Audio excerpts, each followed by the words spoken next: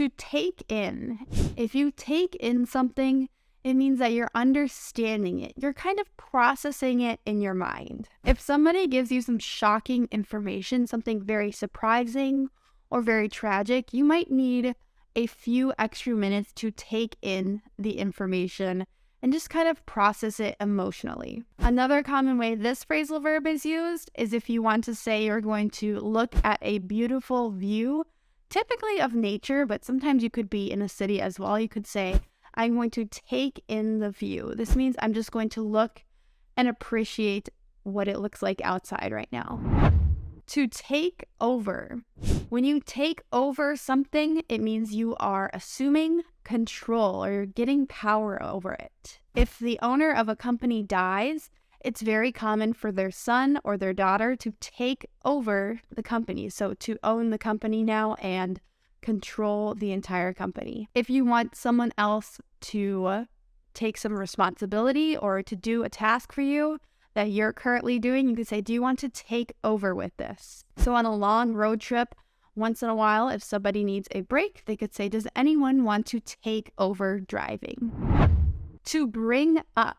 If you bring up something, it means you mention it. One thing in the United States that you should never bring up at a family dinner or any sort of dinner with people you don't know super well is politics. If you bring up politics, it can start a lot of arguments. So don't mention it. Pass up. Pass this up. Pass this up. When you pass up something or you pass up an opportunity or you pass up an option, it means you decline something. If your coworker comes by your office and says, hey, would you like to come to lunch with us today? You might say, hey, I actually have to pass up that today because I am way too busy. This just means like you are declining very politely. To pass up something can be used in a polite way, or it can be used to say that you kind of regret declining something or not taking an opportunity. Maybe you regret passing up traveling while you were young. So now you have many responsibilities. You have a family, maybe a job, a husband or a wife, and you don't have the opportunity to travel as much anymore. But you regret passing up the opportunity to travel while you were young. This means you decline the opportunity. You did not take full advantage of the time where you had more freedom to travel. So you passed up an opportunity. Hopefully you know what it means to wake up in the morning. This is a very common way in English to say that we become awake, we get out of bed. I woke up this morning and I made myself breakfast. This means, it's the time that you start doing things in the morning. But we can also use this phrasal verb, wake up. We can say we are waking up to a fact or waking up to some sort of idea or realization. Some people like to say that we don't have a problem with pollution or climate change, but then they see the changes in weather or they see that the water near their house is polluted and they wake up to the fact that they need to help conserve our resources. They need to help, keep the planet clean. They're waking up to the fact that there is a problem in the environment. So when you wake up to a fact or you wake up to an idea, it means before you either weren't aware of something or you were kind of denying that it was real, you are being ignorant. And when you wake up to a fact or you wake up to an idea, it means you kind of accept the idea now.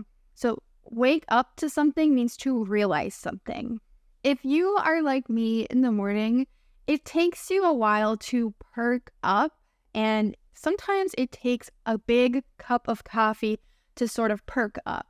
So when something perks you up or you perk up, it means you become energized. So coffee often perks up people.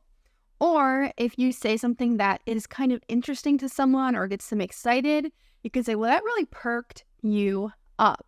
So to perk up means to become energized or sort of lively and excited. Sometimes if you are at a party and everyone's kind of feeling, like it's a boring environment. Remember, you can't feel bored, but the environment can feel bored or boring. You might say, all right, everyone, we need to perk up. We need to start dancing. Let's turn on some music. Let's get some food and some drinks going. This just means let's start to energize the environment. Let's have high energy and excitement in the room. Perk up. You need to perk up. To come up. If something comes up, it appears suddenly. So if you're watching TV and all of a sudden a monster is on the TV, you could say, all of a sudden a monster came up on the television. Or if something in a conversation comes up, it means it's mentioned. To work on. If you work on something, it means you focus on it. If you are trying to work on your English, it means you're very focused on your English. Or you could say, right now, I'm not really working on my English, but I'm trying to practice my French. To drop off. If you drop off something, it means you deliver it. If you have to drop off your child, it means you need to get your child to either their daycare or their school or wherever they're going for the day. To come out. If something comes out, it appears. It's kind of like coming up, but it usually means that it was hidden before. It was hiding. So you might say, I'm going to come out of my room and talk to my roommates. This means I'm going to get out of my room and appear in the living room so I can talk to my roommates. To look out. To look out for something means to be cautious about it. Or if you just want to tell someone to be cautious in general, you can say, hey, look out. And if something is going to hit someone, you can say, hey, look out. This means be cautious, something is coming. It's the most natural way to say this in English when something is happening very fast. It's important if you are in the Midwest of the United States that you look out for coyotes, especially if you have a pet dog, because sometimes coyotes can be dangerous to small dogs or small pets that go outside. To turn off. If you turn off something, it means you switch it off or you switch off the power. So most commonly we say, can you turn off the lights? To take away. To take away something means to remove it. If you remove something as a punishment, you can say, I'm going to take away your Xbox for a week. To make out. To make out something means to understand it. If you say, I can't make out what you're saying, this means I can't understand your words. And usually we use this phrasal verb if you just can't quite hear everything that someone is saying, especially if you're talking on the phone and for some reason the phone reception isn't great, it will be hard to make out what someone is saying. To look up to. If you look up to someone, it means you admire them. Oftentimes, your children will look up to you. They really admire you and they want to be like you. To run into. If you run into someone, it means you meet them unexpectedly. I had coffee with my friend the other day, but we didn't plan on it. We just happened to run into each other at the store and then we went to get coffee. To put up something means to build it or to display it. In New York City, they can put up high-rise buildings very quickly because they have so many people to work on it there. When I was young, I put up a sign on my bedroom door that said, keep out, because I didn't want my little brother going into my room. To carry out. If you carry out a plan, it means you execute it or you complete it. Blend versus blend in. Blend in. When we talk about the simple verb to blend, we're typically mixing two or more things or elements together. This is, of course, a very popular verb to use in a recipe in the kitchen when you're blending ingredients together to make a cake. Now, when you blend in, it means that you're trying to not be noticed. Oftentimes, celebrities will go into public places and they'll wear ordinary clothes and sunglasses and a baseball hat so that they blend in and people don't notice that they are a celebrity rather than just an average person. So when you use this phrasal verb, it changes the meaning of blend entirely. Fake versus fake out. Oh, fake. To fake something means to make an imitation or counterfeit of the real thing. Now you can fake a smile even though you feel sad. So it's a fake smile because typically a smile is used when we're happy. The way that the word fake changes when we add out to it is when you're faking out someone, you're trying to make them think one thing even though you're going to do another. So for instance, in a lot of sports, the team will try to fake like they're going one way and then they'll go the other way in order to score. Or think of a magician, a person who does magic tricks. They're not real magic tricks, so they're faking out the audience. They're faking out the audience by making it look like it's magic, even though it's not. So fake and fake out can be pretty similar, but it is very useful to know the phrasal verb fake out, especially in sports or if you're doing something to trick someone into thinking you're doing another thing. Let's start out with some phrasal verbs containing the particle down. Break down. Breaks down. So this is a special phrasal verb because it has two main ways that it's used in English. If something breaks down, it malfunctions or stops working. So if you say, my car broke down yesterday, it means for some reason the engine in your car stopped working and you are unable to drive the car. Typically, we use this phrasal verb with things that have an engine. So the train broke down, the car broke down, the plane engine broke down. We wouldn't say my computer broke down. We can also use break down to mean that we are analyzing something in small parts.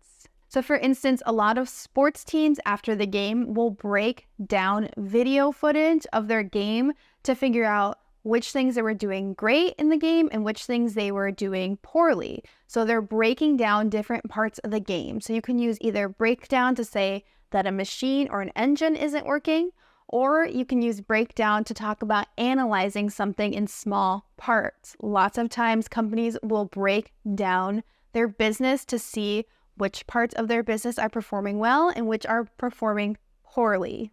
Bring down. Bring her down. When you bring someone down, you're causing them to lose power or to lose a position that they have. So lots of times if we bring down the government or bring down people in the government, it means something about their reputation has been damaged and so they have less power or they will no longer be a president or a senator or whatever position of power that they have. If you want to bring someone down, it's typically seen as an evil act. You're trying to ruin someone's reputation or someone's power in some way. We also, again, use this phrasal verb when we're talking about sports. Let's say there's one team that's really, really good and another team that is trying to bring them down. They're trying to beat them even though they're very good so that they will be less powerful in the sports league. Have you ever turned down a job offer? Long ago, when I was a teacher in schools, I had a job offer and it seemed like a really good offer, but in my heart, I knew it was not the right job for me. So I had to call the hiring manager and turn down the job. And it was actually pretty awkward and just kind of hard to turn it down because I thought, am I turning down a good opportunity? This means rejecting the opportunity. In the end, I actually got a job that I was happy with and I liked it more than the job that I had turned down. So it was the correct decision for me. So when you turn down a job or turn down some sort of opportunity, or someone might offer you, hey, do you want to have, this food? And you say, no, I'm going to have to turn that down. It means just you're rejecting the offer or the opportunity. A lot of times if we're trying to eat healthy, we will turn down dessert, meaning we will reject eating anything sweet because we're trying to be more healthy. Turning down free money. Who turns down free money? When we talk about handing something down, we are talking about taking something from one generation. So maybe our grandma has a beautiful fur coat and she's going to hand it down to your mother, and then it will be your mother's fur coat. And then she'll hand it down to you and it will be your fur coat. So you'll say, this coat has been handed down for many generations. Sometimes we say pass down as well. So hand down and pass down just mean that it is an object or some sort of thing that is being transferred to each generation. It's like inheritance. We also in the United States use the phrase hand me down, hand me down. This phrase, hand me down, refers to when an older sibling gives their clothes to the next sibling in the age order. So for instance, if you had an older brother and they grew out of their clothes, they would hand them down to you, meaning you would now wear the clothes. And we call those hand me downs. It almost sounds like mushed together when we say it. We say hand-me-downs, hand-me-downs. If we want to say that we are trying to find something that's very difficult to find, we can say that we are trying to track it down. So to track down something means we're going to search for something that is kind of difficult to find. For instance, if you are trying to find a very specific record, maybe you are a big fan of music, you're a big fan of old music, let's say Fleetwood Mac, one of my favorite all-time bands, and you are into records, like vinyl records, you might go to the record store and search through records trying to track down a Fleetwood Mac record. Or maybe you are at a busy party and you are trying to find your friend Lisa. There's just so many people at this party. You could say, I'm trying to track down my friend Lisa. I can't find her at this party. This just means there's so many people that you're walking around trying to find your friend Lisa. Or if you are at some sort of fair or some sort of place with lots of food, you might be trying to track down your favorite food, a hamburger or something. So you're trying to find a store or a food truck that sells hamburgers. So it's like you're searching within a lot of things to try to track down one thing. He's tracking down. Shut down. So when something shuts down, we're typically talking about a school, a government organization, or a business. They shut down. It means they close operations. They're not open at all. This term was really popular during the time of COVID, during the time of lockdown. We had lots of shutdowns. Businesses had to shut down that were not essential in the United States. It just means that they couldn't operate. They were not open. Sometimes you might be looking for a restaurant that you had many years ago, and your friend might say to you, oh, they shut down a year ago. They went out of business. This means that they are no longer open. They weren't making enough money to stay in business or to stay operating. Shut down. Shut down immediately. If you want to say you are completely taking down or demolishing something, you can say you are going to tear it down. Tear it down.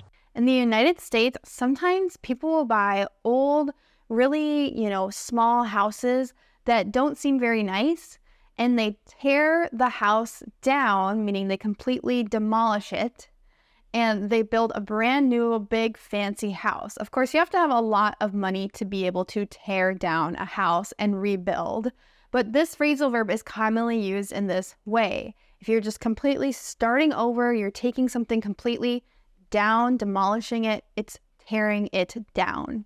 Oftentimes, we talk about tearing down decorations if we are completely taking them off the wall and restarting our decorating process. Here's a phrasal verb that I bet you haven't learned before. To pin down. So to pin down means to get a specific answer. The most common way I can think of this phrasal verb being used is sometimes when there's a group of people or even just two people and they have very busy schedules, but they're trying to meet up or have a party, they say, we're trying to pin down a date. That means get a specific date that we can actually write in our calendars that we are all free and not busy. So many times we're trying to pin down a specific date or a specific timeline. Maybe you're at work and you're saying, we need to pin down the timeline of this project, meaning you have to figure out when each thing in the project needs to be finished by. Another really common phrasal verb that isn't taught very often is to hunker down. This is it, guys. Everybody hunker down. When you hunker down somewhere, it means you're waiting for something and you're going to have to be settled in this place for a long time. A really common way we use this phrasal verb is if there is a big storm outside, maybe it's a rainstorm, a hurricane, maybe it's a big snowstorm, and we know we're not going to be able to leave our house for at least a day or two or even as much as a week. We can say we are hunkered down. This means we have all of our supplies and we're just staying safe inside of the house. If you want to tell someone that they should get comfortable while they wait, because they're going to be waiting for a long time, you can say you guys can just hunker down. It's going to be a while of waiting. So they're just trying to get comfortable and not too antsy or apprehensive. At the end of the day, do you have a routine to wind down? This phrasal verb is not wind down, it's wind down. This means you gradually start to relax. Maybe you do things like get comfy clothes on, maybe you read a book, have a cup of tea. It just means you are gradually getting ready to relax and maybe even go to sleep.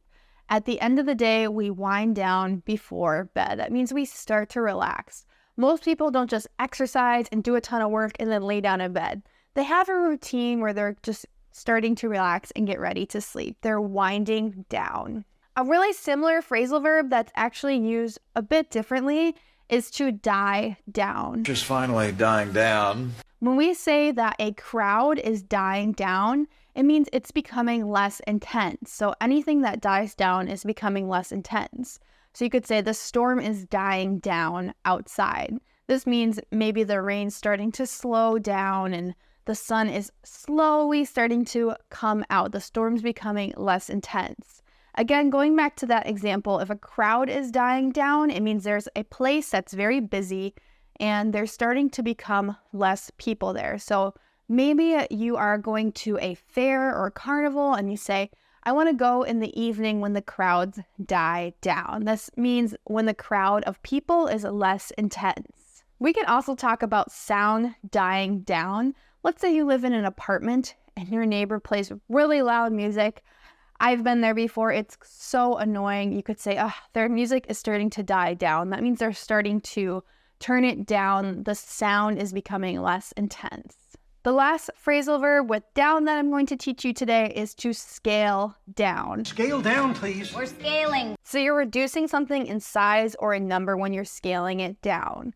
Maybe you have a huge birthday party every year for yourself. You invite as many friends as you know, but this year you're scaling it down and only inviting maybe 2 or 3 very close friends. This means you're reducing the size of your party. Or if you're becoming a minimalist and you're trying to scale down the number of things that you own, you are trying to reduce the amount of things that you own. So you're getting rid of stuff that you don't need, you're donating it and giving it away. Don't, when you're in the middle of an important conversation, don't wander off or don't wander to.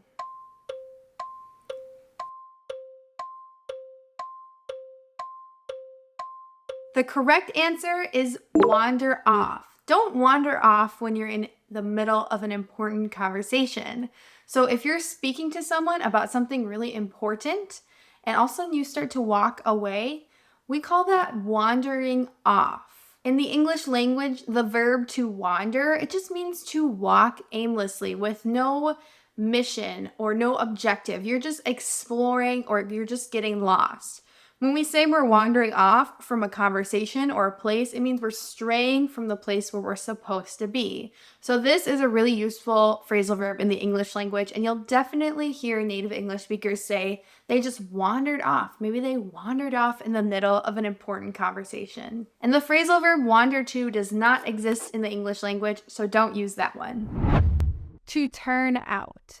If something turns out, it means it's the result. This can be a really tricky or difficult phrasal verb for English learners to use and to learn. If you say that it turns out it's going to be sunny today, it means it's kind of unexpected and maybe it wasn't sunny earlier in the day, but in the end, the result was it's sunny outside. If you say it turns out that my favorite team won the game, it means that maybe you turned off the TV and you didn't watch the entire game because you thought your team, maybe you're watching soccer, was going to lose, but it turns out they were able to win. So the result was they were able to win.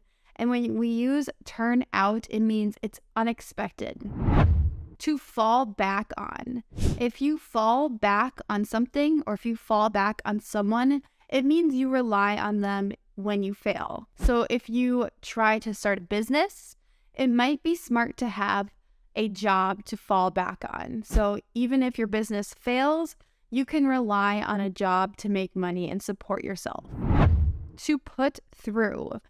A common use of the phrasal verb to put through means to connect a phone call. So if you call a business and you talk to the receptionist or the secretary and you say, I need to talk to your boss, she might say, I will put you through with him. This means I will connect your phone to his phone. To look around. When you look around, it doesn't literally just mean that you're looking. It mostly means that you're also going to walk around and explore. When I go to the mall or a shopping center, I like to just look around at all the stores. I don't absolutely have to buy things, but it's fun to look around. To pull off. If you pull off something, typically a plan, it means you succeed with it. When I was done with my last semester of college, I said, I am so happy that I pulled that off. That means it was really hard work, but I was able to succeed despite challenges and despite having to work really hard. To come to a conclusion is the most common way that we use this phrasal verb. You can also say that someone is waking up from being passed out or unconscious if they come to, or if they were just asleep for a long time. So often we say, I've come to a realization. This means that after learning a lot about something, I realize, the main idea or the most important thing. I came to the realization that I need to study every day or my English won't improve. To put off. To put off something is another way to say that you're going to procrastinate it or delay it. I really need to do the dishes, but I typically put it off until later in the day, and usually I have a sink full of dishes that I have to do before I go to bed. I really shouldn't put it off. To make do. To make do with something means you're going to manage to do a task even though you have limited resources. If someone says, hey, can you get this done by Friday? You can say that's not a lot of time, but I'll make do. It means you'll finish the task despite not having all the resources that you need. A common phrase in English is pick up and go. So the phrasal verb to pick up and go, the whole phrase together, means to leave. So sometimes if you are ready to leave at any moment, you could say at any moment we can pick up and go. This means, we can get all of our items gathered very quickly and leave. Oftentimes, when people live in an area where there is war nearby, they need to be ready to pick up and go at any time. And this can be a terrifying reality for people when they need to move very quickly out of their homes. They just need to pick up and go. That means literally they just take everything that they can hold in their hands and they leave or they move to a new country. Now, this phrasal verb pick up and go doesn't necessarily always have a negative context or connotation to it. It can just mean like we are ready to leave at any moment. So sometimes if you're waiting for a call, someone wants you to meet them at a restaurant or meet them somewhere, you could say, yeah, any moment I'm ready to pick up and go. I just need my friend to call me and say that she's ready for us. When you stick up for someone, it means you defend them. Stick 'em up! Oftentimes, we teach our children that it is important to stick up for the little guy or stick up for someone who's often being bullied. So if a big group of kids are making fun of one person, maybe because, they don't have very nice shoes or they speak differently, they look differently, something that you shouldn't bully someone for, you should teach your child to stick up for that person, to defend them. So you say, leave them alone. They can't control this. I'm sticking up for this person. If you are in a meeting and someone is being criticized and they weren't even at the meeting, you could say, hey, I have to stick up for Judy. She's not even here to defend herself. So I'm going to stick up for her. I'm going to defend her. So we use this phrasal verb to stick up for someone or something to mean that we are going to defend him or her or it. We use the phrasal verb to pull up to say that we are going to stop. So oftentimes this phrasal verb is pretty much almost always used when we're talking about being in a car driving. So let's say that you are at a drive-through fast food restaurant in the United States.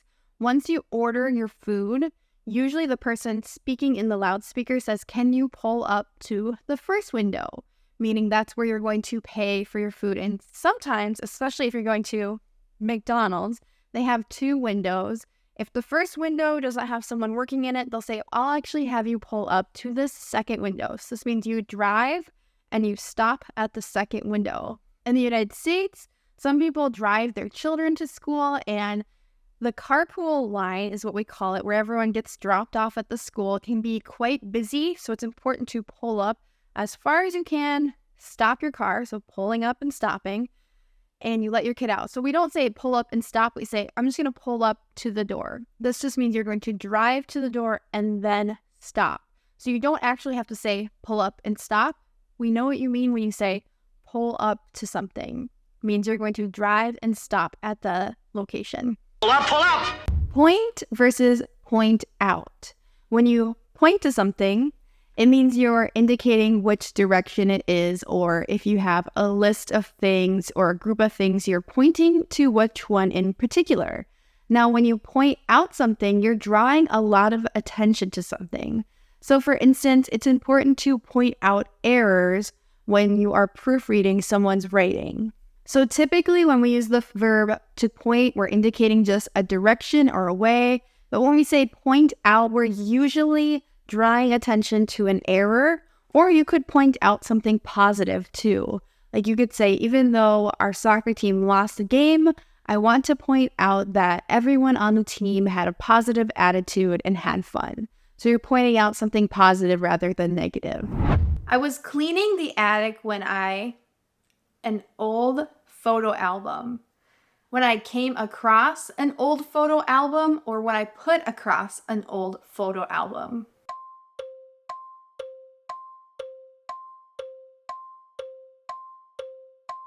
The correct answer is came across. The phrasal verb to come across something means to find it unexpectedly. So if you're cleaning your attic or any other storage area in your house, you might come across some interesting things. That means you might find some things that you didn't know were there. The phrasal verb put across does not exist. I can't think of any case in the English language where I would say put across. Take versus take out. So when we're speaking of the verb to take something, it usually means you're grabbing something or taking something from another person. When we take out, it's not from another person when we take out something. So let's say we're going to take out the milk from the refrigerator. We're removing the milk from the refrigerator. Now you could say I'm going to take the milk from the refrigerator, but more commonly as a native English speaker, I would say I'm going to take it out if you're removing it from another place. Now, if you are at the grocery store and someone hands you a bag with some milk in it, you can say, oh, I'll take that bag. You're taking it from another person. But when you remove the milk from the bag, you're going to say, I'm going to take out the milk, since you're removing it from a different place. And bonus, when we say take out, it means takeaway food. They say takeaway in the UK, and in the United States, we say takeout food. That's a noun, it's not a verb, so this is just a bonus part of this lesson. After a long day at work, I can't wait to my shoes and relax on the couch. Take off or put off.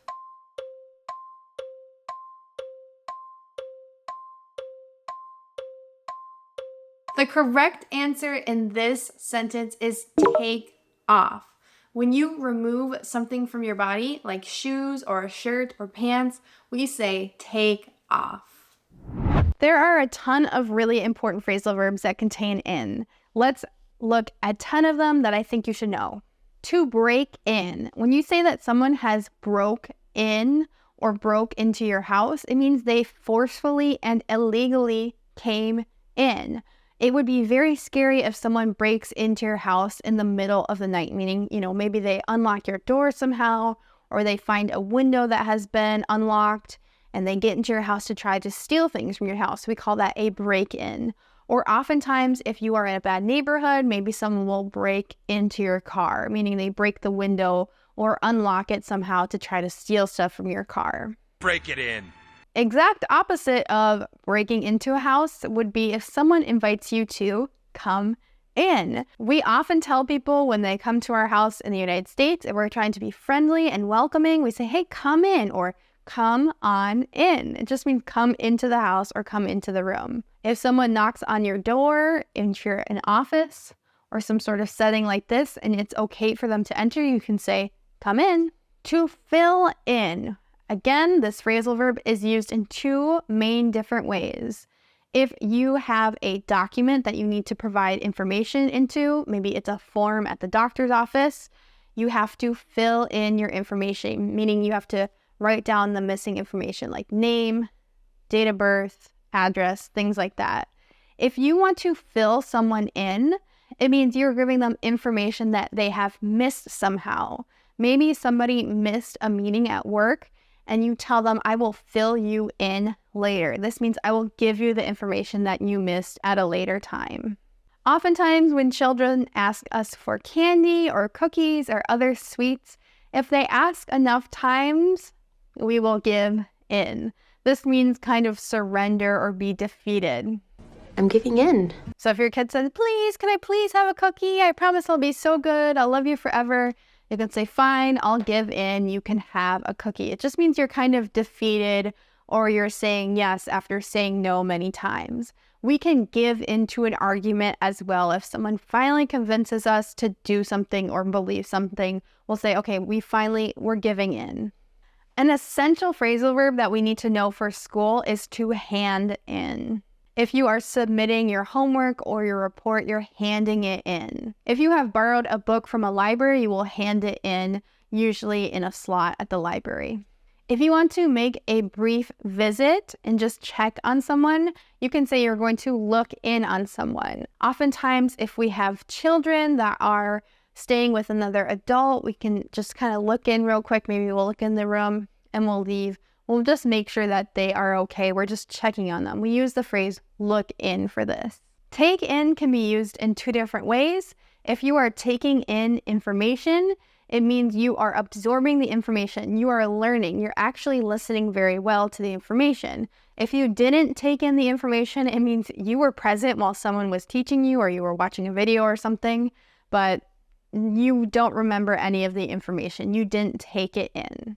We can also use take in to say that we are going to have someone come stay with us that doesn't either have a home or anywhere to stay, and we'll take care of them.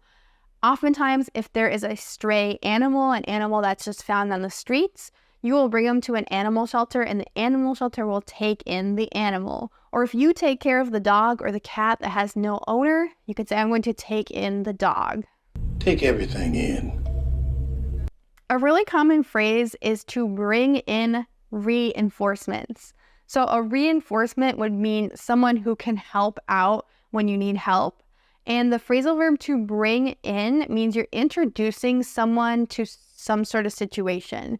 So if you bring in an expert, it means you are bringing in someone who's very knowledgeable about a subject in order to help the situation. So oftentimes we talk about bringing in a person that can help. We're introducing them to the situation. Bring him in. If you move in to a new place, it means you start living there. We often talk about the date that we will start living at a new apartment or a new house as the move-in date. We are going to move in on Saturday. Move in, everybody.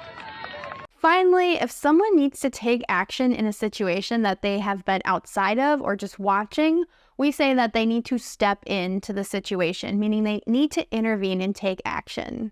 Oftentimes, the United States will step into different countries' politics, try to control the situation. Whether or not that's good or bad, I am not one to say.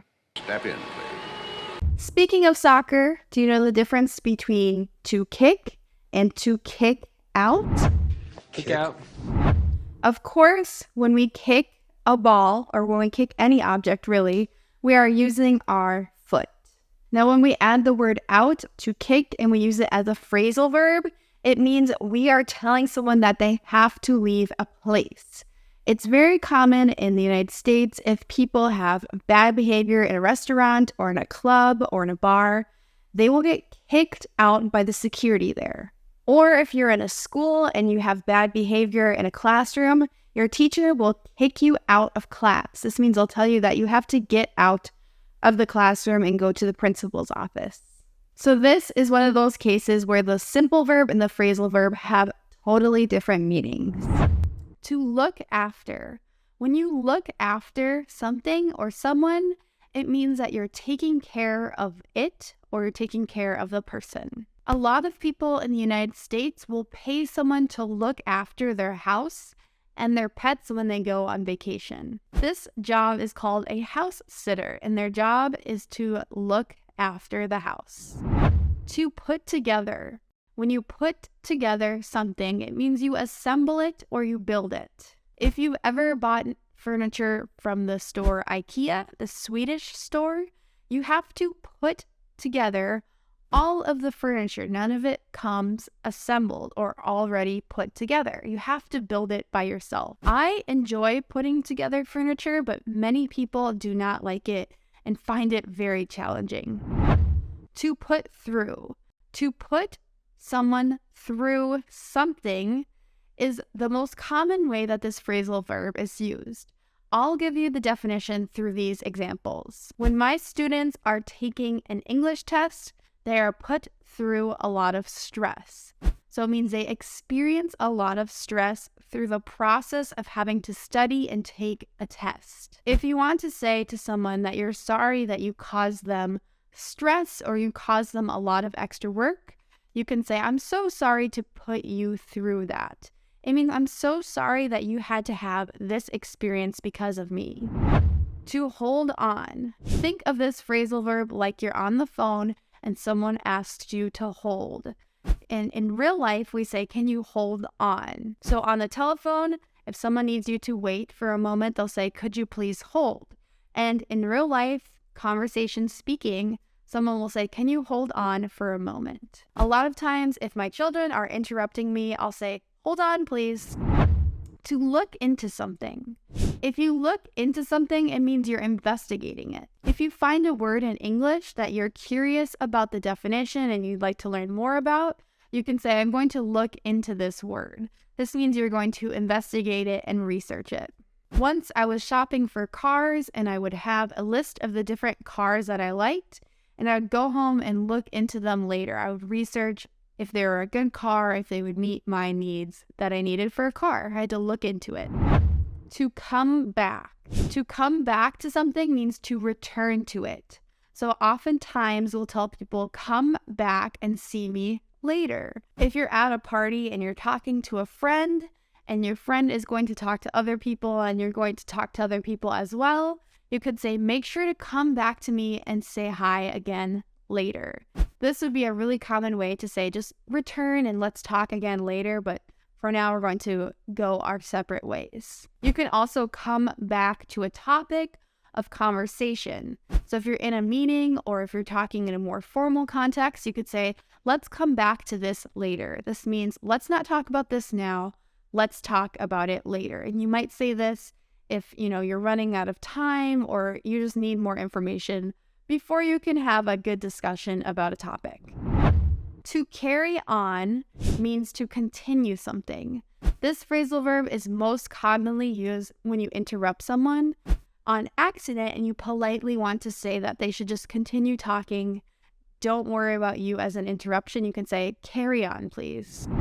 Eat versus eat up. Now, of course, you know the simple verb to eat, which means to consume food.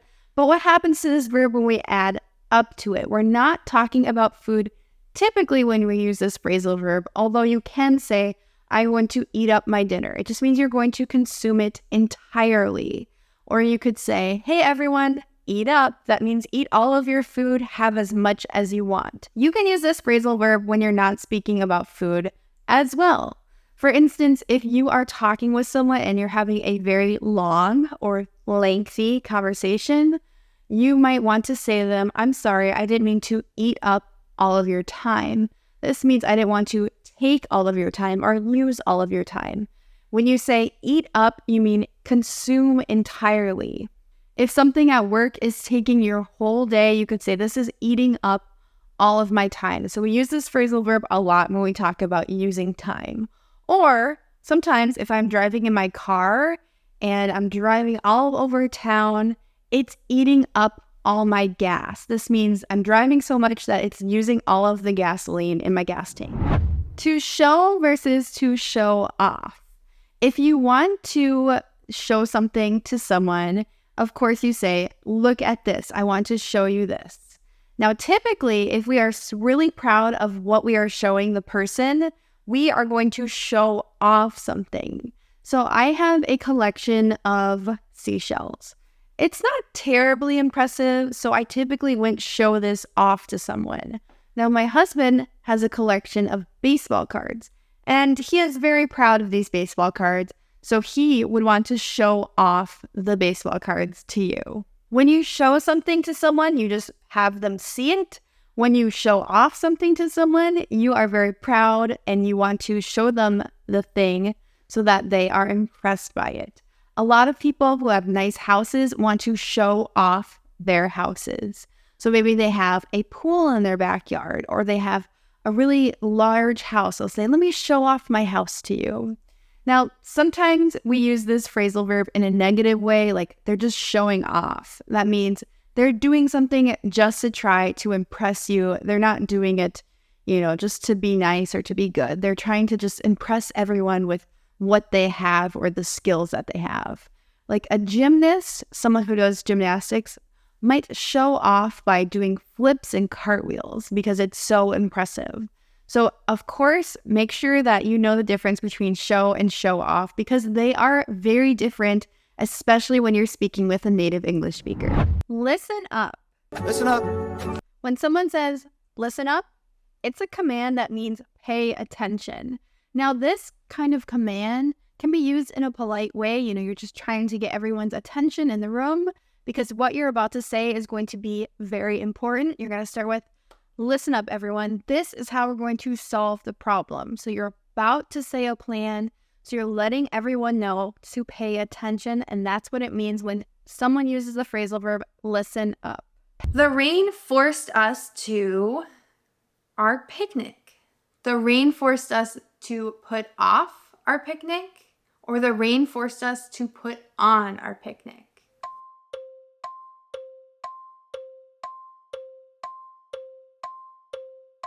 The correct answer is the rain forced us to put off our picnic. To put off something means to delay it or decide to do it later.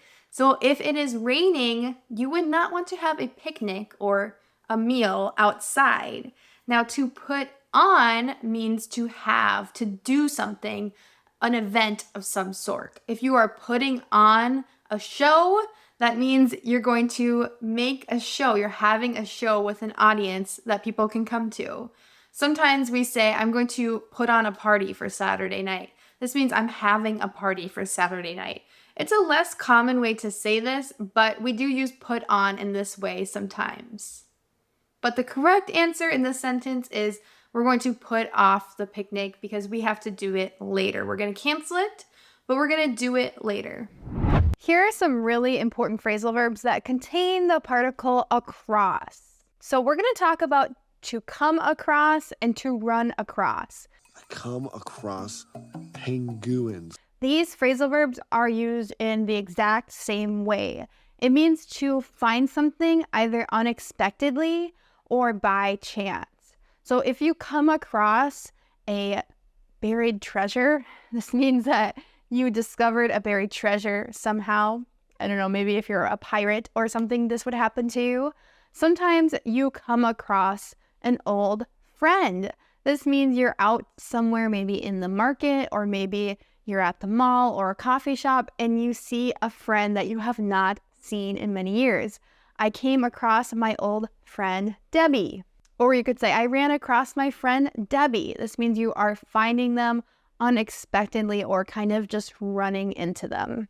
I am an English teacher, so my job is to get across definitions to you. So to make you understand clearly, when you get an idea across or you get some sort of information across to someone, we use this phrasal verb, get across, to mean we convey something or someone understands information completely. Sometimes it's hard to get across to our children how important it is to be safe. Maybe we're saying, hey, don't go swimming without a lifeguard or without an adult with you. Or maybe we're trying to get across the point to a teenager that's driving that they can't be on their phone while they're driving because it's dangerous. We're just trying to make this point to them, get the information to them so that they actually understand it and they'll actually listen. We're trying to get across an idea.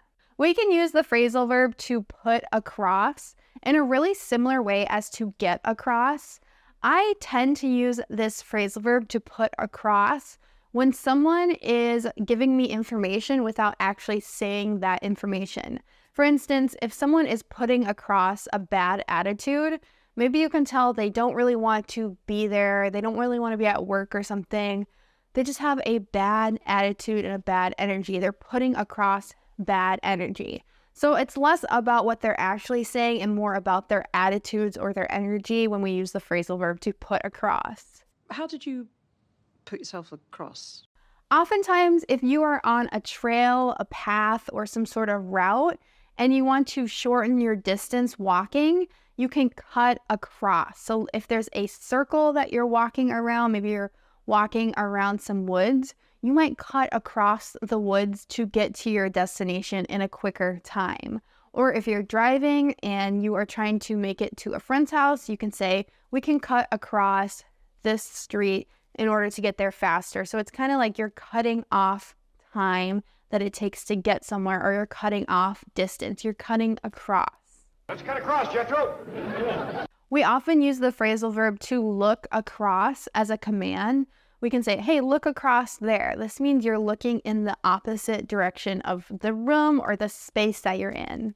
And then the last way that we use across, mainly in a phrasal verb form, is to move across. So it's directing where you're standing to another side of the room or the space that you're in. You're moving across.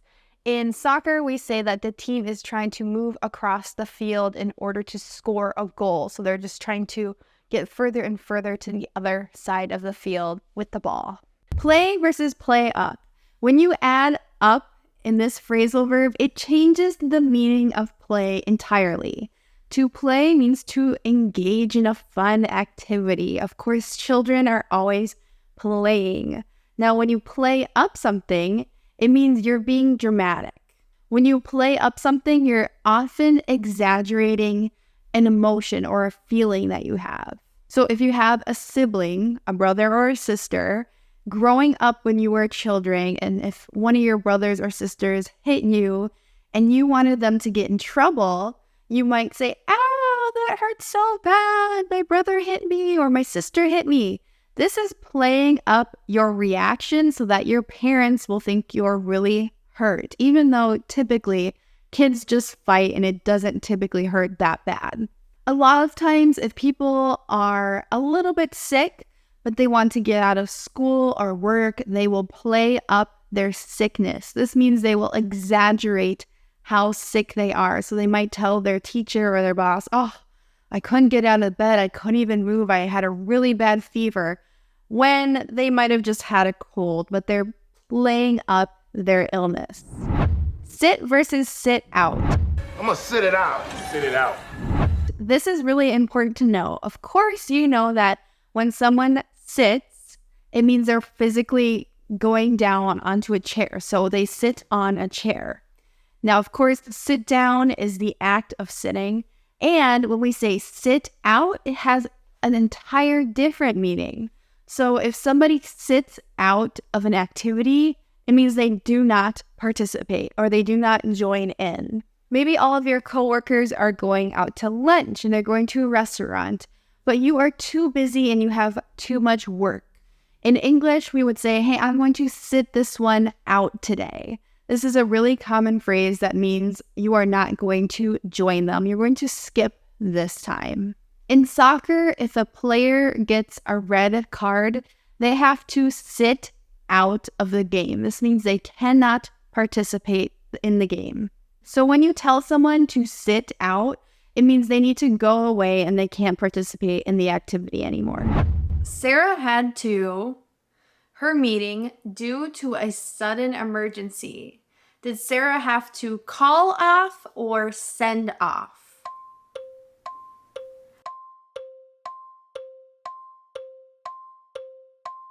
The correct answer is call off. When you call off something, it means you cancel it. We use the phrasal verb send off when we're saying goodbye to someone. So in this sentence, it does not make sense. The correct answer is call off or to cancel. Rip versus rip up. Right! Rip it up, lads! When you rip something, you have a small tear in it. So lots of times, if you have an old piece of clothing, you might accidentally rip your clothing and it's damaged a little bit. Now, when we add up to rip, it means that we are shredding something. We're destroying it. The most common way we use this phrasal verb is to rip up a piece of paper. In movies, when, somebody does not agree to a contract, they might dramatically rip up the paper. This means they make the paper into small shreds or small pieces. So make sure if you are talking about just having a small piece of damage in your clothing, you can say, I ripped my clothing. But if something is completely destroyed, often by dogs or other animals, you could say it's ripped up. Set versus to set out. When you set an item on a table or any other surface, it just means you're putting it there or you're placing it there. When you add out to set and you set out, it means you begin something. Oftentimes in movies and in television, the main character will set out on a journey or they will set out on an adventure. This means they start the adventure with the intention of, doing a big task or having a big journey. We can also use this phrasal verb set out when we are trying to accomplish a goal. So for me, my goal on my English channel, English with Kayla, is to set out to have 1 million subscribers. So make sure you're subscribed if you haven't already. And that's just meaning that I have this goal and I have this intention of doing something. So you can set out on a journey or you can set out on a goal. Let versus let down. When you let someone do something, it means you're allowing them to do something. So many people in the United States, they love their pets so much, they love their dogs especially, they will let their dogs sleep in the bed with them. It's crazy.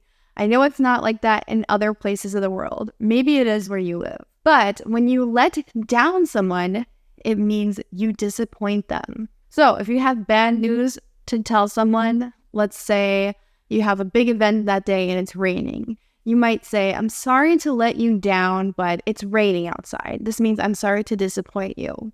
Now, if someone does something to disappoint you, you can say, you really let me down. So I thought you were going to show up to my party yesterday, but I was really let down that you didn't arrive.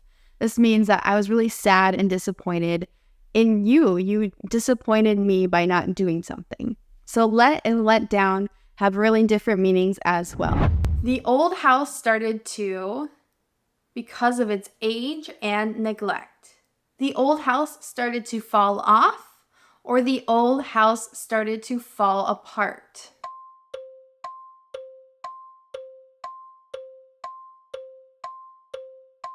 The correct phrasal verb for this sentence is to fall apart. When we say that something is falling apart, we use this phrasal verb very commonly. It means that something is starting to slowly break. Pieces are coming off.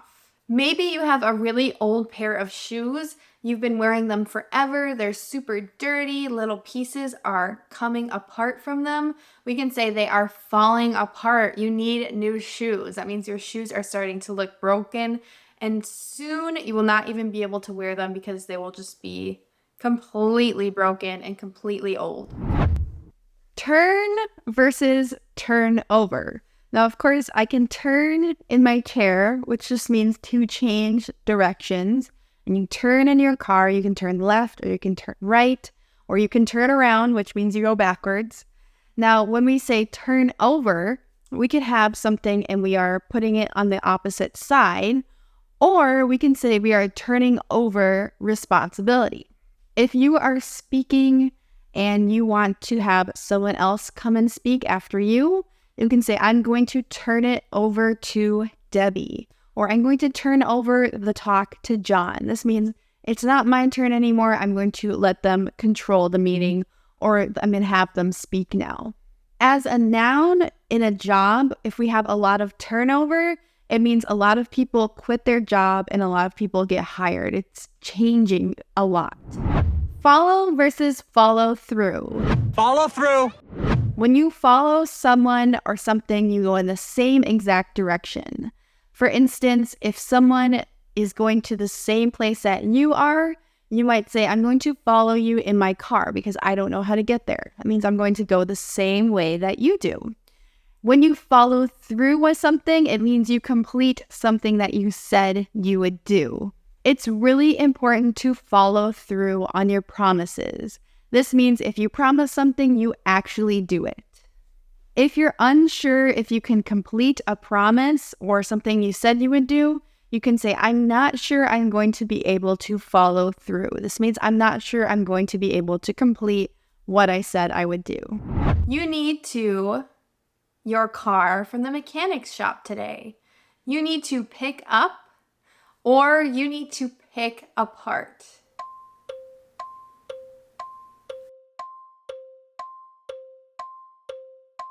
The correct answer is you need to pick up. When we talk about getting something from a store and bringing it home, we say we're picking it up. To pick apart means to literally take pieces from something and take them apart or remove them from something. So the correct phrasal verb here is to pick up. If we are going to get the car that we own from the mechanic shop, so the person that fixes our car, and bring it back with us, we are picking it up. Sometimes we say, I can pick you up from work. That means I can drive there and get you in my car and bring you home from work.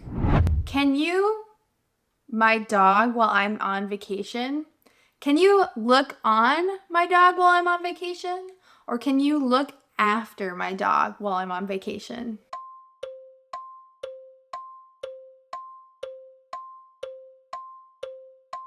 The correct answer is look after. When we say that someone should look after somebody or something like an animal, it means they are taking care of them. They are making sure that they don't get in trouble or damaged or lost or broken. You are just taking care of the thing or the person. If you need to go somewhere, maybe you need to run to the store, you might ask someone to look after your kids. This means like babysitting. And look on is not a phrasal verb in the English language, so do not use this phrasal verb either. The way that we use after when it comes to phrasal verbs can be a little bit tricky, so listen up to these new phrasal verbs that contain the particle after. To look after and to watch after are used in a really similar way. We often say, can you look after my kids? Or can you watch after my kids? This means, can you take care of them and make sure that they are not getting into trouble? If you own a store or a restaurant and you're trusting someone to take care of that store or restaurant or whatever business you have while you're gone, you can say, can you watch after the business? Or can you look after the business? You're just asking someone to care and monitor for something or someone when you ask them to look after it or watch after it. Look after yourself. When we talk about running after something, we're talking about chasing it or pursuing it. So literally you could say, hey, run after that dog. You're asking someone to actually start running and trying to get to the dog. Now, we can also say if someone's trying to pursue something or, they're trying to focus a lot of their energy on it, we can say, oh, that guy, he's always running after girls. This means he's trying to pursue girls. He's trying to make them go on a date with him or become their girlfriend, boyfriend, whatever it might be. We run after him. When we talk about trying to achieve a goal, we say we are going to go after a goal. Maybe if you're in sales, you might try to go after a very difficult sales goal one year. You're trying to sell a certain amount of things so that you can make more money. So you're trying to go after a sales goal. You're trying to achieve something. When we talk about taking after someone, we're usually talking about someone in your family. So if you say to someone, you take after your mother, it means you act like your mother, or it can even mean you look like your mother. Or you could say you take after your father, or sometimes we even say, oh, you take after one of your brothers, or you take after your sister. It means you either act or look like this person. He takes after me. When we name someone after, It means that we are naming them after a different person. So maybe you like Michael Jordan. You think he's the best basketball player of all time. You might name your son after Michael Jordan. You might name him Michael. Or you might name your son after your father or your grandfather. It's really common to name a child or baby after someone that you really admire. Named after your father? So sometimes we talk about coming after something, meaning you're just next in the order. So maybe you are trying to buy something at a store and there's two people in front of you, so you'll come after two of those people to pay for your items. It's just a line. You're coming after two people. Now, sometimes we mean we're coming after someone to mean we're chasing or pursuing them. You can come after someone legally. This means you try to sue them in a court. Or if the police are coming after you, they are trying to arrest you. They're trying to capture you. When we say follow after, we only mean that you are after someone in order. You are next when we say to follow after. We should the details of the project before the presentation. We should go over the details or we should go forward the details.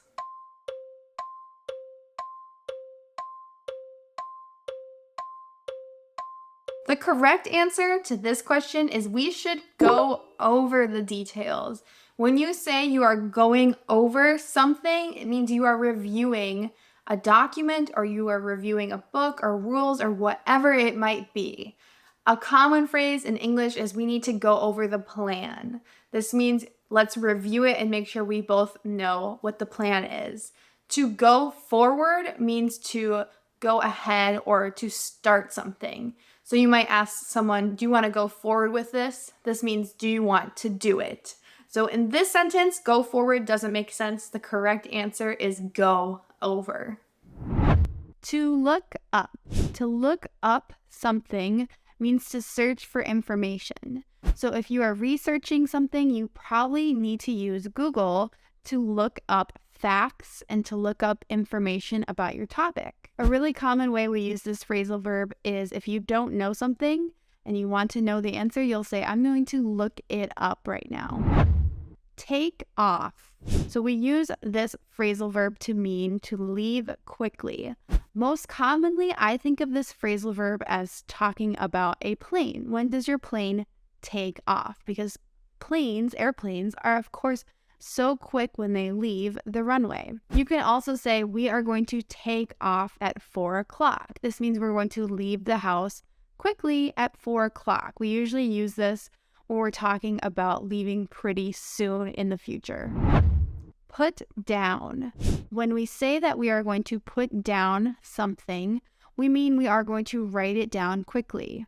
A common phrase with this phrasal verb is to say I had a hard time putting down into words what I want to say. This means I'm having a hard time writing something. Another way that this phrasal verb is used commonly is if people say, how many people are going to come to the wedding? And you can say, put me down for 2 or put me down for 3.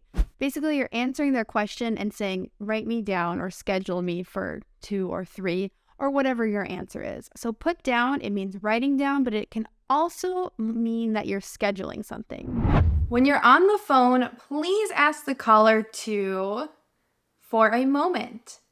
Are you going to ask the caller to hold on or to hold off for a moment?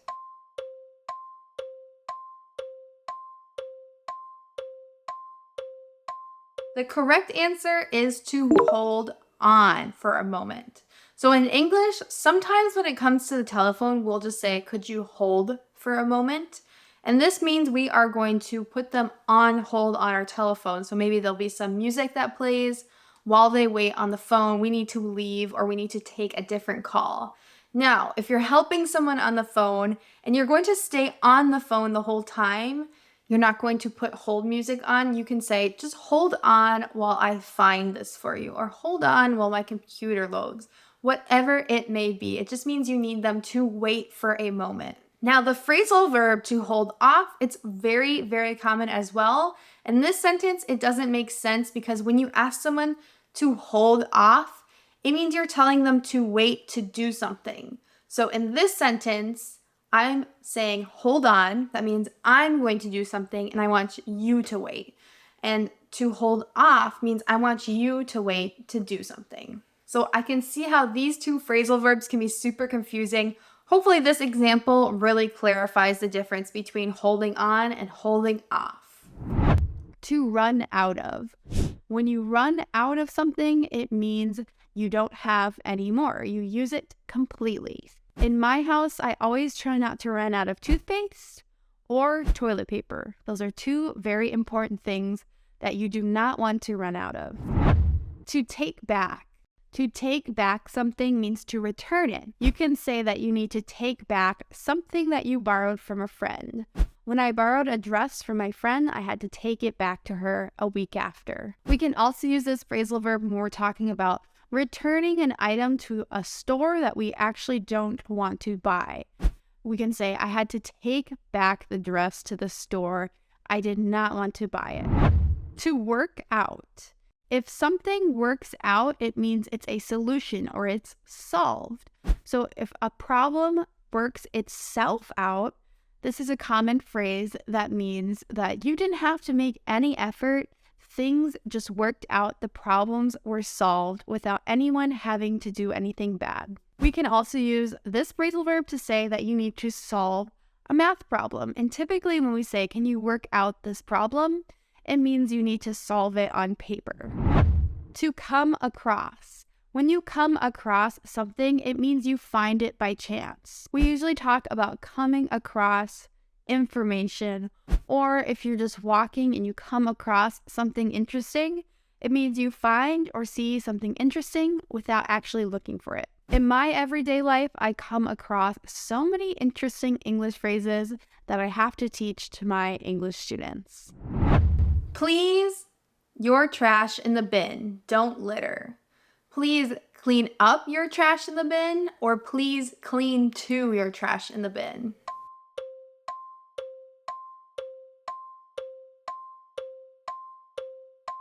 The correct answer in this question is please clean up your trash. Clean to is not a phrasal verb in English. We always say clean up when it comes to trash or cleaning in general. A really common phrase in English with this phrasal verb is I'm going to clean up my house today. This means I'm just going to clean the house totally for the day. I'm going to vacuum, I'm going to scrub, I'm going to dust. Whatever needs cleaning in my house, I'm going to clean up. I have to go to class today because my teacher won't let me the test if I miss it. Will my teacher not let me mix up the test or make up the test?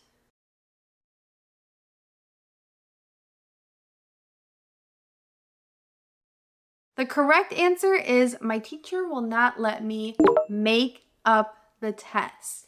When someone lets you make up something, they let you redo it or reconcile it. So typically when we miss something, we might say, can I make this up? This means, can I have another opportunity to do the same thing? Or if you make a mistake and you make someone angry, you might ask them, how can I make this up to you? This means, how can I replace this incident with something better? Make up in the English language has a lot of different uses, but when we talk about redoing a test or a quiz or some sort of assignment in school, we call that making it up. That means redoing it.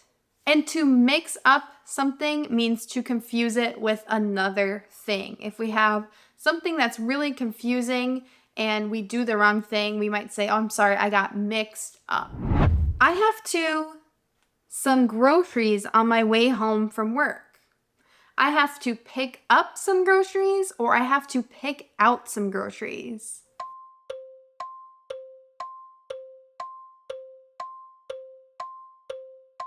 The correct answer to this question is I have to pick up some groceries. Now, that's the one that I think makes more sense in this sentence, but you could say I need to pick out some groceries. So to pick up means to go get. To pick out means to choose. So maybe you have to stop on your way home and choose some groceries, but more commonly, we will just say, I need to pick up some groceries. That means you have an idea of what you need to get from the grocery store for food. Maybe you're making pasta that night and you need to pick up some spaghetti and some spaghetti sauce. But if you're not sure exactly what you're going to get, maybe you don't know what you want for dinner, you might say, I have to go pick out some groceries for dinner. So both phrasal verbs could kind of make sense in this sentence. To pick up means to get, and to pick out means to choose. These phrasal verbs sound very similar, but they have pretty different meanings. To come up with. When you come up with something, you think of something new, a new idea. It can be very challenging to come up with a creative idea. Go through. When you go through something, or if you go through many things, you are examining them carefully. Whenever you lose your phone, you have to go through all of the items in your house, or if you lose your phone in your car, you have to go through your car to try to find your phone. Pick up. When you pick up something, you retrieve it. For example, my friend was going to loan me a dress to wear to a wedding, and I texted her that I would pick up the dress in the afternoon. I had to go to her house to retrieve the dress, to pick something up. To put off. When you put off something, it means you postpone it or you procrastinate it. A lot of people put off studying for important tests until the last minute. They procrastinate and they don't study until right before the test. They put it off. In this lesson, let's review some phrasal verbs that contain the particle away. When we say to someone, go away, this is a command that we want them to leave or go to a different area. Go away! Go away! This is often used in a really unkind way. Just go away. This means get away from me. Go somewhere else.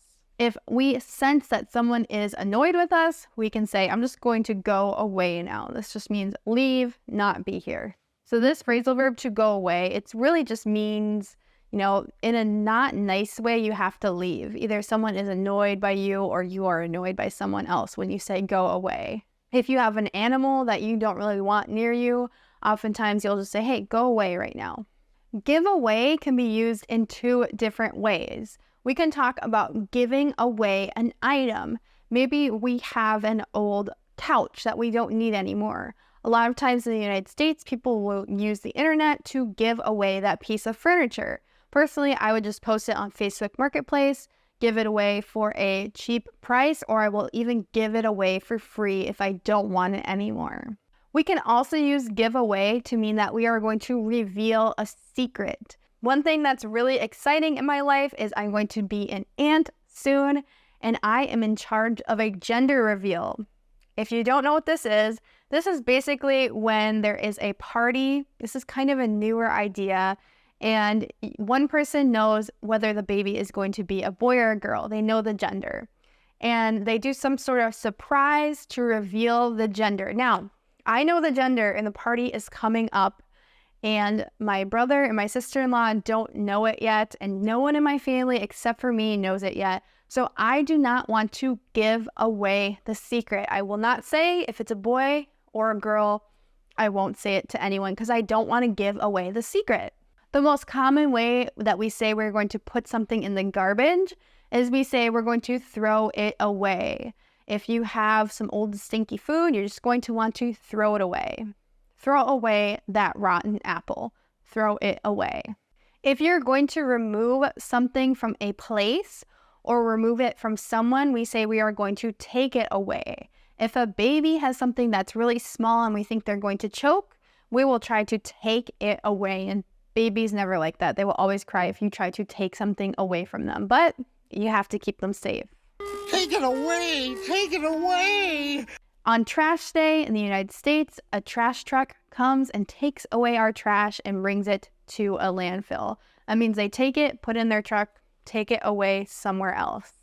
Oftentimes when we have to flee or escape a situation, we say we are running away. This can literally mean, let's say there's something dangerous and you say, run away. It means actually run, get away fast. Or if you're in a dangerous situation and you don't immediately have danger, but you feel like you need to get out of that place, you are running away from the situation. So you can say, I ran away from an ex-boyfriend. Maybe the ex-boyfriend was violent or just mean. It just means you got away from the situation. Holy crap! Run away, run away, run away, run. The most common way to politely say that someone has died in English is to say they have passed away. Passed away. Maybe your grandma passed away, or if you want to say that someone has died, you just say, yeah, they passed. So we either say passed or passed away. After you use something, in order to keep your house tidy, you should put it away. Put it away. When you put away something, it means you put it in its proper place. This is especially important, in my opinion, in the kitchen, because if you don't put things away, you will lose them or you will not be able to find them the next time you need them. It's important to put things away or to place things back in the proper area. Again, if you're in a dangerous situation and you need to get some distance away from the situation, you don't want to run. Maybe there's just something that, you don't want to move really fast, but you need to just slowly get away. In English, we say back away. So maybe there is an animal that's dangerous. You wouldn't want to move really fast because then the animal might start chasing you. Let's just use, for example, a bear. You might say back away from the bear. This means just slowly walk backwards. Don't turn your back because I think the bear will attack you if you turn your back. That's just what I've heard. I've never actually been attacked by a bear. If something fades away, it means it gradually disappears. Sometimes when you are friends with someone, your friendship will fade away over time. This means your friendship, you two will become more distant from one another. Maybe one of you moves, or maybe one of you gets a job and you become very busy, or you just lose interest in one another. You can say our friendship has kind of faded away. It means it slowly disappeared. And typically we use this phrase when something bad didn't happen, there was no big fight. It just slowly ended your friendship. We can also use fade away when there's something that we can see. Maybe there's a painting, but after time, the paint disappears. It's kind of wearing away. Or maybe it's been in the sun for so long that it fades away. You can barely see the paint or the art anymore. I'm fading away! Finally, we can use drive away in two different ways. We can say, I'm going to drive away from your house. This means you're literally going to get in your car and leave. Drive away from a building or a house. We can also say when someone is kind of making someone else or something else not want to be near them, that they're driving them away. This is kind of a negative thing that happens. If you are in a depression and you're mean to your friends, you're not very friendly anymore, you're kind of driving everyone away, meaning that nobody really wants you to be by them anymore. You're driving them away with your bad attitude or your depression sometimes. And that does happen. If you are not pleasant to be around, you will drive people away. I always, when I have an important meeting for work, I always dress up for the important meeting, or I always dress down for the important meeting.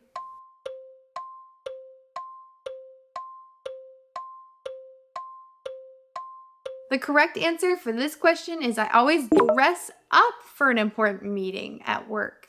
To dress up means to dress better than normal, to try to look nice, or as I like to say, fancy.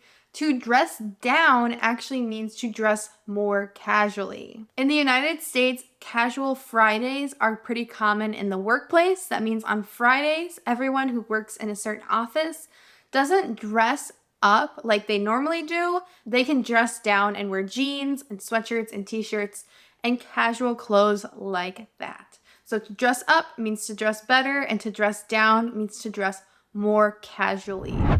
To put up with. Do you put up with annoying people? If you put up with them, it means that you tolerate them. One thing that I do not put up with in life is liars. I do not tolerate people who tell lies. I won't put up with it. To make up. To make up something means to invent it. When I was a child, I would make up a lot of games for my friends and me to play. To turn down. To turn down something or someone means to reject it or to reject the person. It can be really heartbreaking to be turned down from a job or to be turned down from an important opportunity that you had to apply for. If you are offered a job and you do not want to take the job, you can say, I'm going to turn down the job. This means I'm going to reject it. And this would not be considered rude to say, I will turn down the opportunity. To put aside. When you put something aside, it means you're saving it for later. So you remove it and you save it for later. A really common way that we use this phrasal verb is when we put aside money.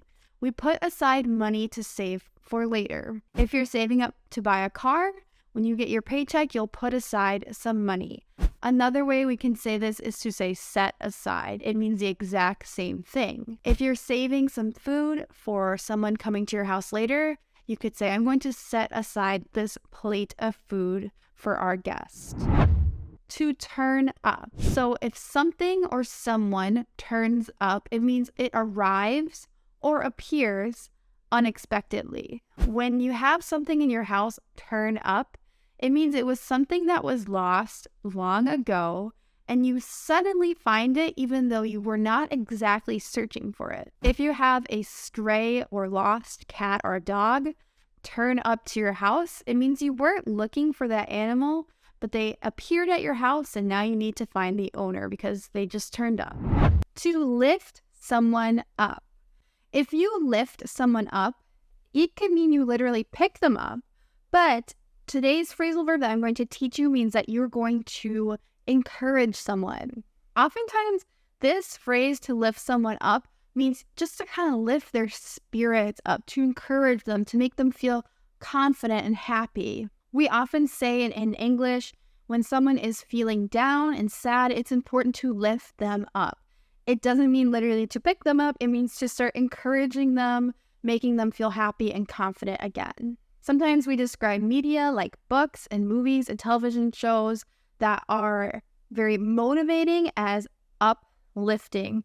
This movie was very uplifting. That means it had a motivational story, a very happy story, and it encouraged you even after you watched the whole movie. An important phrasal verb, if you're ever driving in the United States, is to fuel up. Go ahead, Joey, fuel up. So this phrasal verb to fuel up can mean the exact same thing as saying I'm going to refuel, but fuel up is way more casual, and I would say it's definitely a bit more common for people to say, hey, let's fuel up the car before we go on our trip. This just means let's make sure we have a full tank of gas or gasoline. We can also use this phrasal verb when we're talking about eating food to give ourselves energy. So oftentimes runners like to fuel up with something like a banana or something very calorie heavy before they go for a long run, or maybe the day before they're planning on running a long race. They need to fuel up their body. This just means they need to eat a lot of food that's going to give them energy. To shape up. Seriously, Ted, shape up. So this is, again, a very casual phrasal verb. If you're telling someone you need to shape up, it means you need to improve. So your studying really needs to shape up. This means that you need to study more. You need to improve the amount of time that you study for something because clearly you're not doing a good enough job if someone's telling you to shape up.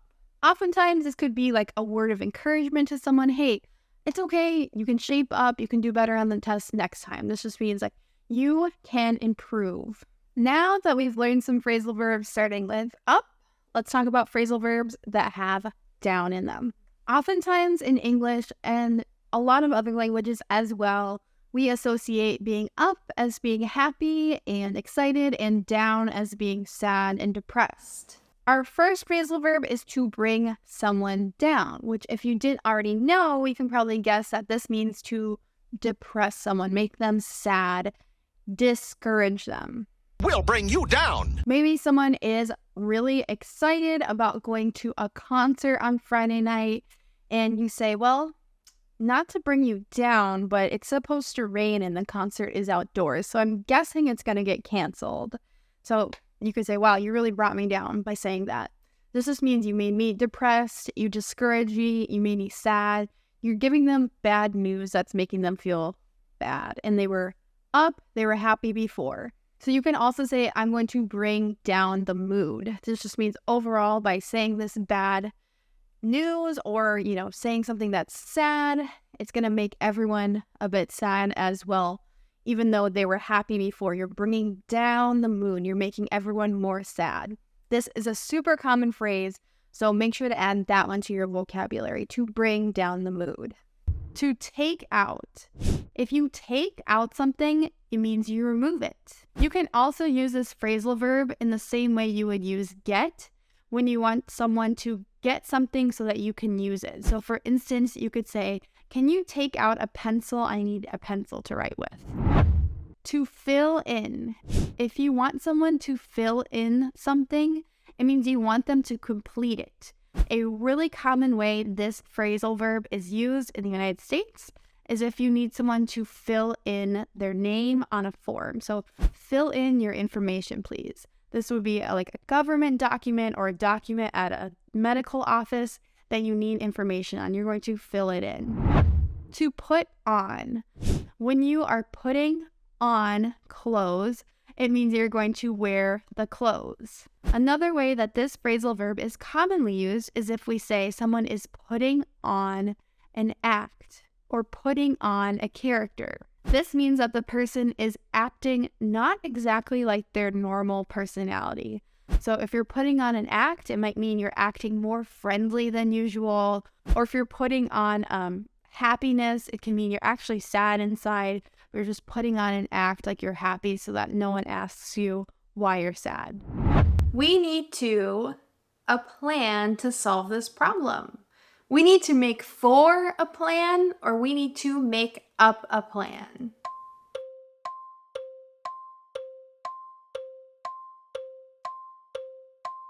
The correct answer in this question is we need to make up a plan. When we use the phrasal verb make up, as I mentioned before, it has so many different uses in the English language. When you make up something, it means you invent it or create it. So you can make up a lie, which is a common phrase to use in English, which means you lie about something that didn't happen. But when we say we're making up a plan, it means we're thinking of a new plan to solve a problem. And to make for is not a phrasal verb in English, so don't use that one. The airplane is about to... Please fasten your seatbelts. The airplane is about to take off, or the airplane is about to take on.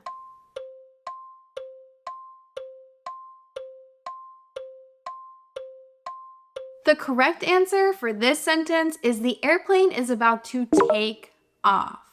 We use this phrasal verb take off when it comes to airplanes to mean it's going to start to fly. When we also want to say that something is going to start doing well or become popular, we say it's going to take off.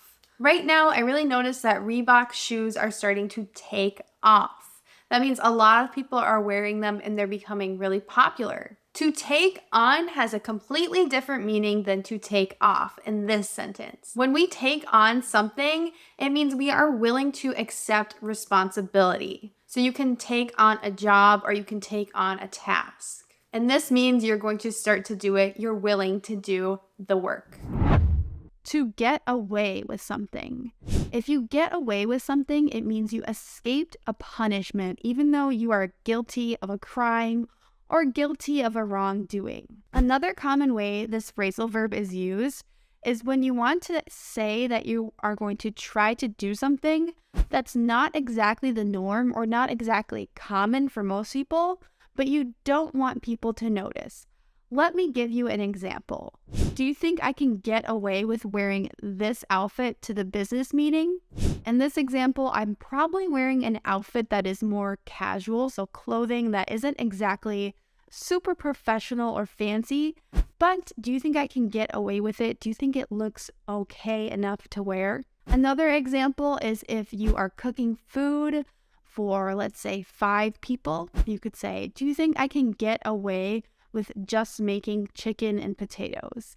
This means, do you think there'll be enough food for these 5 people? Do you think I can get away with it? Or will there not be enough food? So you can talk about getting away with a crime or just getting away with something that's a little bit abnormal.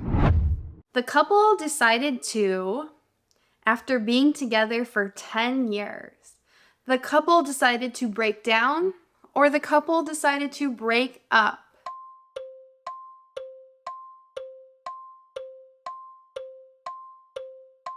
The correct answer for this sentence is the couple decided to break up. When two people break up, it means they end their relationship. Or if you break up a company, it means you end the company. To break down can have several different meanings. It can mean to literally break or not work anymore if you're talking about a machine. If you're talking about a person breaking down, it means they are very emotional. They are just not happy anymore. They're really, really sad. And it's like they've lost all hope if they're breaking down. So in this sentence, we say two people break up or end their relationship. I at 6:30 a.m. every morning to go for a run. I wake to at 6:30 a.m. or I wake up at 6:30 a.m.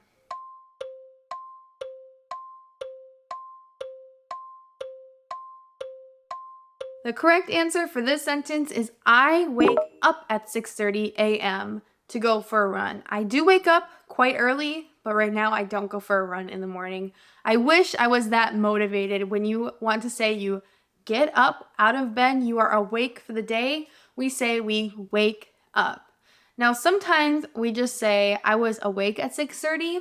That might mean we're just in bed and we are awake, but typically in English we use wake up to mean that we get out of bed and start our day. We do not use the phrasal verb wake to in English. It is incorrect.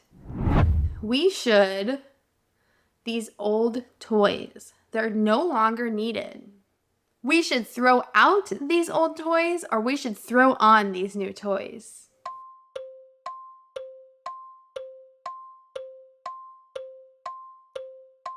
The correct answer for this sentence is we should throw out these old toys. If you don't need something, you can throw it out. That means you put it in the garbage. Now, I would recommend donating old toys or finding someone else that can actually use them unless they're broken or damaged. But in this sentence, we say throw out. The phrasal verb throw on can be used sometimes to mean to try on clothes very quickly or to put on clothes very quickly. Like I'm going to throw on a jacket before I go outside. That means I'm just going to put it on quickly. But in this sentence, to throw on toys does not make sense at all. A very similar phrase to this one, this phrasal verb, is to put someone down. Instead of saying you're going to bring someone down, you're going to put them down. And the difference between this is when you put someone down, you're going to belittle them or you're going to sort of insult them. Maybe you're talking about your friend and you say, she is terrible at managing money. She spends way too much money. Your friend might say to you, not the friend you just insulted, a different one might say, wow, you're really putting her down right now. This means you're talking very poorly about her. So it's kind of like you're insulting, you're talking about the person like they are not very competent and not very skilled when you put them down. And when we want to say that someone is belittling, they said something insulting, you can call what they said a put down. That means it's not a kind comment, it's not helping anyone. To take down something can mean to physically, lift an object from up high and bring it down. So I need to take something down from the shelf. But we also use this phrasal verb less literally to mean we are going to dismantle something. So oftentimes we talk about governments, we talk about big organizations or companies, and if they are going to be ruined or dismantled, we are saying that they are going to be taken down. And for instance, people say that the power grid and the internet in the United States is susceptible. This means it could be harmed by a hacker on their computer or something like that. So the power grid could be taken down by a hacker. This is a very scary example, but it just means that if someone, wanted to do something very bad and evil, they could take down the power grid in the United States. Take it down, or we take you down. Sometimes when there is a lot of bad news, a lot of bad articles coming out about a certain celebrity or politician, people will accuse the media of trying to take them down. This means, trying to ruin or dismantle their reputation by releasing all this bad news and bad things about the person. This next phrasal verb is definitely more informal, but it is very useful to know. If someone says that there is a shakedown or they call something a shakedown, it means that someone is extorting money. So this is often very illegal, and you could call it a scam and very bad. So for instance, if there is a gang and they are making people pay in order not to have, their things stolen or violence upon them, you can say it's a shakedown. So they are extorting money in order to not be harmed. It's a shakedown. Excuse me? Oftentimes, if you're traveling to a country and their customs makes you pay, to get certain things into the country that doesn't really seem like it should be a thing, you can say that you got shook down at customs in the airport. And this happens in a lot of corrupt countries, countries that have corrupt governments, I should say. I can't believe we need to buy more. I can't believe we ran over coffee, or I can't believe we ran out of coffee.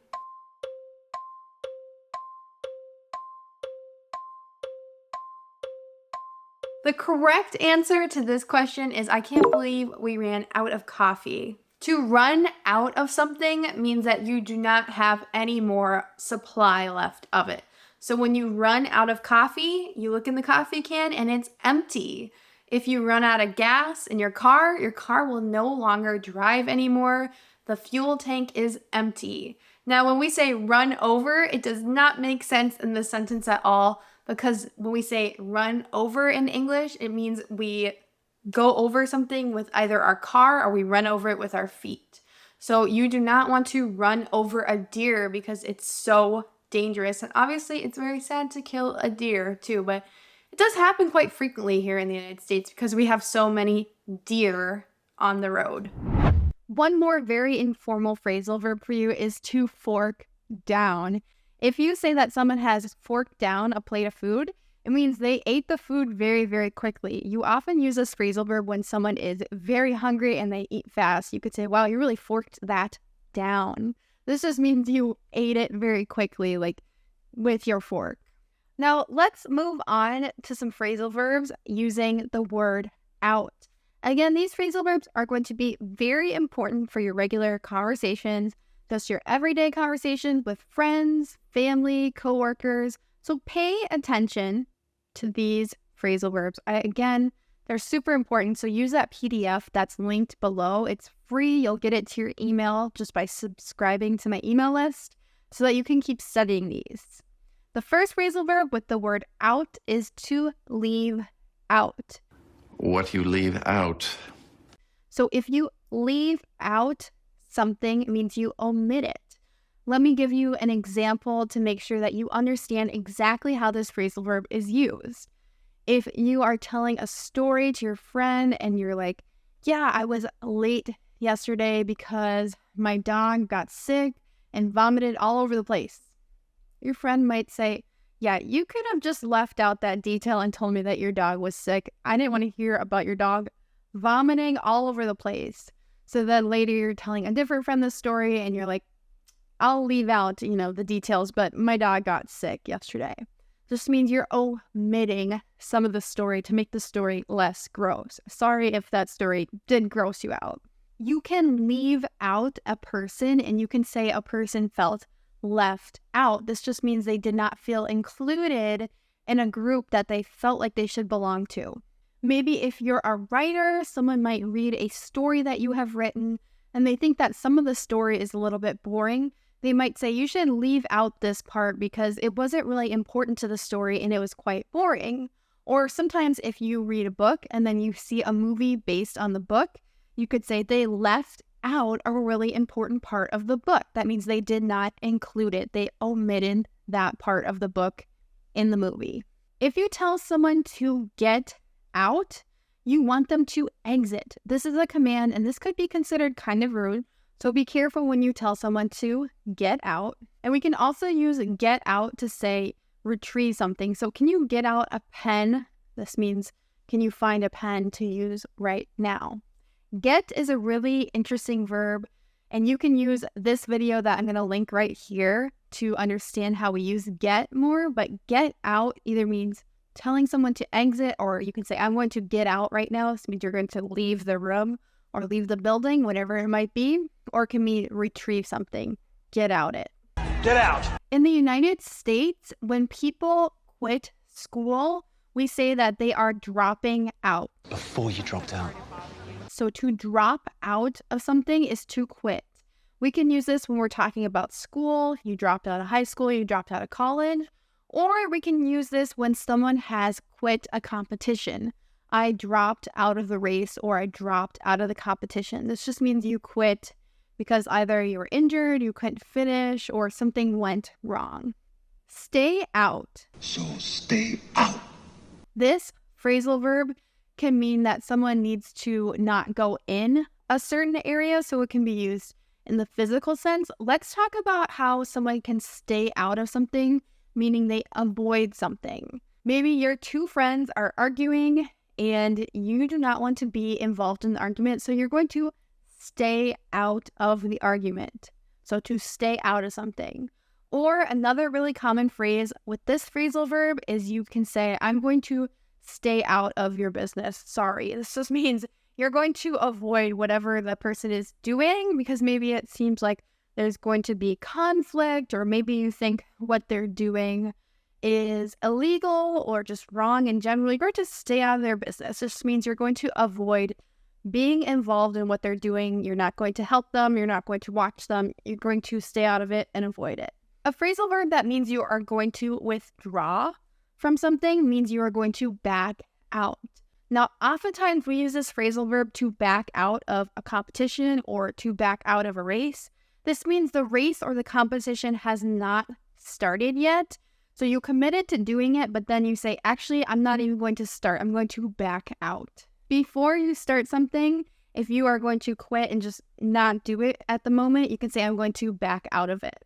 Oftentimes when our electronics, our computers, our televisions, our appliances in our house, like our refrigerator, our oven, our microwave, when things stop working and they have electrical components to them, a phrasal verb that we like to use is we say they short out. Backup system shorted out! This phrasal verb means that the thing that is connected to the electricity is just not working at all, and oftentimes it's completely unresponsive and dead, as we can say. Yesterday, my computer shorted out, so I wasn't able to finish my project on the computer.